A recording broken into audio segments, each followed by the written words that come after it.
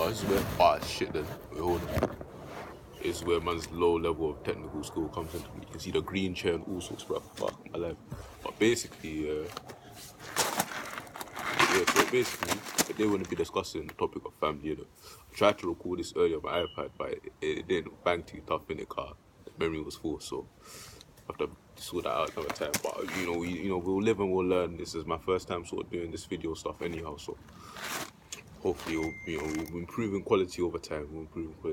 So, today I'm starting with the topic of family. You know, so like I said in the video from earlier, basically the idea is to dive into various different types of topics, be it from family to money to wealth to like success, broader topics, if something more specific like a particular event like the current knife crime in London, any kind of topic that kind of comes to mind that has interest for me or people around me. And and when I say people around me, that will usually take the place of people sitting next to me, and then we'll be chatting about the thing. So that's how it's gonna go. Let's put it on. So obviously, the family thing, which is the topic today, I'm gonna get an introduction to it. So when I say introduction, I mean it's diving into the base elements of what I think family is, and just ideas that I have floating around in my head in regards to what it means to be family. So a lot of it is very subjective. Obviously, this is my opinions, these are my thoughts. I'm not saying that people should subscribe to how I think, but if I convince you, then the other things there. But if I don't, then obviously you put your comments down in the video, how you disagree, how you might modify what I say, how you might agree, but these things were a bit Higgs, Mike. So that's how it goes, innit? So diving into it. Well, we already wasted 2 minutes on the blog leak. So basically, for me, what family is essentially in a unit of individuals. So 1, 2, 3, 4, 5 doesn't really matter. That first of all see each other, have a certain level of social trust for each other, and affection usually. But I think the core element is a trust in it. So when I say trust, I mean like you have faith, or you have a belief that this person will honor certain things about you that you won't necessarily get from other people. So, for example, an example of like how that trust element comes in is like, for example, on my phone, when it comes to emergency contacts, people that I know will help me out in an emergency, I put my family there, innit? Because I know these dons there, more likely than anyone, are gonna take the time out of their day to help me out if I'm in an emergency. That's a social trust, and obviously they do the same for man. So it's a mutual thing. So that's how it tends to go. Typically, what people think about with family is obviously the nuclear family unit. You got the mum, the dad, the matriarch, the patriarch. That's what it means, isn't it? And you got the pitney unit. You got the children, and with that, in essence, you have sort of like a natural family unit, based off usually of blood relation. But you don't necessarily have to have that for families to be facilitated. Like there's people may think of the one that I'm thinking of, I'm sort of referring to as a more sentimental sense of family. And I think that's more what people akin to, because it doesn't necessarily mean that you can't have my ideal of what family is in relation to a more blood thing. But just because someone's related to you by blood doesn't make them family in the truer sense of it, at least in my perspective. Because you can have someone that's just kalas. You could have a mum and dad who's doing the absolute most, bruv. Like, mum's out doing all sorts of Higgs with next man, not paying you attention, neglecting you. If you're a kid, of course, innit? Doing all these fuckery. Your dad's out here doing the most kalas. Same thing as your mum, probably. And then it's like, raw. Are these really my family? And they're relating it back to the trust element. Could you even trust them to pattern you? You're most time you're just dependent on them. So it's not even a thing where you voluntarily put your trust into these donnies, innit? It's kind of a Stockholm syndrome thing, especially when you're a child. And when you grow up, you get all these things like, oh, they're your family, they're your blood, and all these things there. But like, are they really fulfilling the roles that you kind of see as family? Do you trust them? That's a problem, isn't it? So it's important to have that trust element for family to even work. Any kind of highly social unit, be it family, work colleagues, business partners, like need that trust in it. And family, I think, is the ultimate form of that trust. There's other things that have similar parallels, like your partner, like your wife, your husband, your civil partner, anything like that. That's in essence what I'm trying to refer to, and that's why, and the voluntary element as well, like you and that person have mutually decided to recognize each other as family. It's not a thing where, oh, you're born into the bloodly and then you're just boom, you're part of this family, innit, because you got that same last name. It don't work like that, bro. You have to eventually, as you grow, you start to recognize and choose if you want to still associate. Like, so for me, like, I'm still with a biological family that I'm born into, like my mum, my siblings. My dad passed away, so he's not really in the picture in that regard. But essentially, it's one of those things where, like, you have a situation where I grew up, and then when I was old enough to understand these things, I was like, like, I really like my family. I have trust for them. They trust me. I love my family. They're important to me. So I recognize them as that, and I'm fairly certain that most, if not all of them, have the same sort of feeling for man as well. So it's that mutual recognition, and that's why we're going to relate it to Hegel, because Hegel is a German philosopher who, in essence, talks about recognition and family in it, and how these two elements play into each other. So for Hegel's a German philosopher, and like just to point you to how quite important things that my man's done. Like certain things that my guy's done is flipping. What's it called? What can I say? Yeah, so he's done things in relation to inspiring other philosophers like Marx, right Hegelians. He popularized the term zeitgeist, so the general spirit of the time. So certain words that you might take for granted. My man Hegel patterned in it. So there's certain man that are just actually influencing all kinds of ideology and like worldview. They were disciples of Hegel. So big up my man, innit? Some of his points are a bit callous, but yeah, you have to recognize some of his ideas as somewhat important. At least in the Western tradition of philosophy, anyways. And not to say it doesn't affect things and all outside, but tangent thing, innit? Let me not diverge from the thing too much. But in essence, he talks about recognition.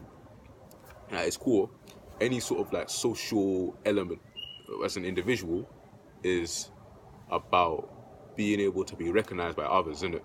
If you can't say that you're a part of a family if another next man don't recognize that. So if I say that my little brother is my brother, he has to recognize that I'm his older brother. You know what I mean? Like, if that doesn't happen, then it's not really the case, is it?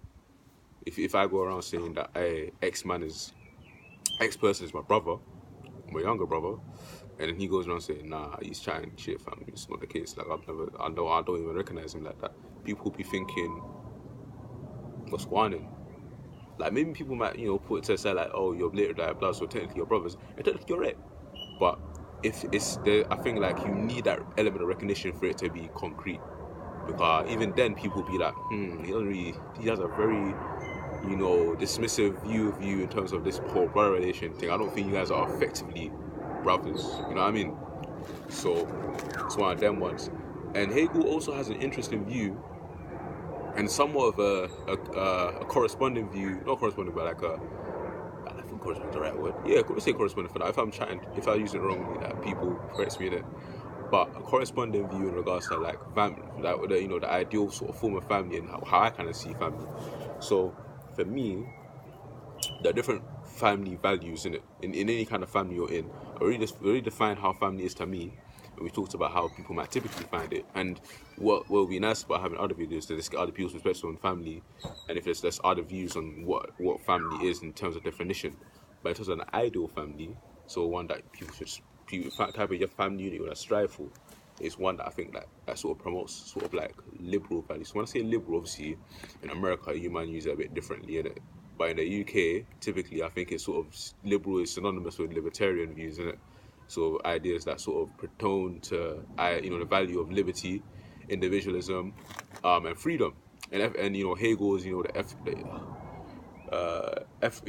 Hegel sort of like has this ethical value that is centered around freedom, innit? And family is meant to help promote that. So, going back to the natural form of family that people typically think about, we got when a pitney bust up from the mum and dad, you've got a situation where the child is dependent on the parents or the parent, to help make sure that they're fed, clothed, they grow up, they teach them language, all these things. The socialization, it's sociological term in terms of like how the person is raised, essentially, And then so what it can go many ways, isn't it?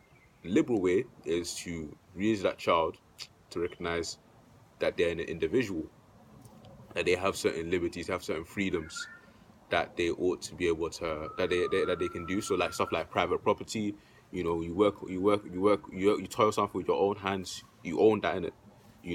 I work on unused land, and I grow something, I produce something from that. That's not mine, innit? The fruits of my labor, and sort of encouraging that behavior is important is an important function and role for the family. I'm not saying that the family should always operate like this, but this is sort of the ideal. So for example, for me, like one thing that I always sort of was encouraged with my family, I think that made it quite a successful family unit as it is right now, is this sort of tradition of we every sort of biannually, so twice a year, have a thing where we'll have a family meeting, right? And it'll be everybody in it, from the smallest pitney to the oldest youth, the oldest youths and the oldest brethren in it. And then basically that will all talk and everyone can catch smoke in it. If you're the youngest person, you can chat what's to the oldest person about what they've been doing this year, all their bits, all their hicks, and vice versa. And then we can also, but it's also constructive. So you talk about how you can improve. So you don't just talk about like this and that. So it's sort of a thing where it fosters honesty. It fosters sort of like this freedom of speech. So your ideas and your thoughts are open and they're valued in the same way in this family unit, and you're free to speak your mind. It's not to say that would that didn't stay within the meeting. It's something that happened on a daily from that practice. It's just that that practice helps sort of encourage it and foster it on a designated day or designated time in the year. And throughout the time, then I noticed that my younger siblings, myself, we became very sort of free. We had very sort of like free thoughts, became a lot more open minded. And I think that practice there really helped that. Obviously, other things helped that too. Going off doing our own research on things. It's the community that we grew up in. All these other factors contribute. But I think at its core, that family practice there helped foster that and plant that seed in it. And so big up mum and dad for that. So the idea of the family unit being liberal is that you basically raise the child to become independent enough so that they leave the family unit. So they can choose to come back and contribute back. Like maybe you have a family business, say for example, and you raise the child can go off and do their own thing, or they can come back. But you've raised them in a way that they know that voluntarily they can stay within the family unit, they can leave anytime they want. And so when they're able. So that's how it works. So now you might come back to the family and be like, oh, I need to get an education. Mum and dad, could you help man pattern that? So you stay within the family unit a little bit longer, so you can develop your skills and increase your rate of productivity, so you can go out into the marketplace and essentially become big in it, or sort of help put food on your table and potentially start your own family. So that's how it works, isn't it? That's Hegel's sort of spin on family, and I'll try to expand on that further, because there's other elements like the civil part of society that relates to family and how that corresponds, and all them things there like is deep. And Hegel is kind of fam. That guy, this done. If you read his shit, you will be confused. I'm still confused now, fam. Flipping. When I read it, my ass is dyslexic in it, so dyslexic. I talk too fast, I need to slow that down. But and so when I was reading through his thing, I was just like, oh, it's just a lot, And thank God for the lecturer, because he helped us understand that thing a lot better than we would have if we left it by ourselves and to our own devices. So big up my man for that. But yeah, man. So obviously, it's one of them things there where don't worry if you're interested in looking at Hegel and you want to follow up what I'm saying. Let's read his stuff on on rights. Hegel's philosophy on rights, spirit and phenomenology. And you'll get a lot of what he's saying, but you're probably gonna have a study guide or some videos to aid you. This done there, he's a bit mad. His writing is not that great, to be honest. There's some philosophers, they have a lot of good ideas, but their writing skills are that's man. I'm in that camp in it, so I feel you here going it. R.I.P. my G unit. So yeah, man. So that's the video on family. Hope you guys enjoyed it. Hope you like. or you can dislike. Feel free to like it. Obviously, it helps promote man's video. Feel free to dislike it. So, and obviously, if you dislike it, it would be nice if you just drop a little comment on why you dislike it. So because it helps me sort of obviously improve my quality of videos. I know there's a couple of things that I just whack about this video right now. Obviously, the lighting ain't that great, the quality ain't that great. I'm just doing it on my phone, but obviously over time we'll build this up in it. And it's not just the quality of the stuff, but also what I'm saying, the content. If it's valuable to you, how can I increase the value for you as an individual? And that's what I'm trying to do, man. Just make these videos, see if it brings value to people. Because I've watched podcasts, YouTubers that do something similar to this and it brings value to me, so I want to do the same thing for people actually in it. So yeah, man, big ups yourselves for watching. Hope you have a nice time, and yeah, fam, in a bit.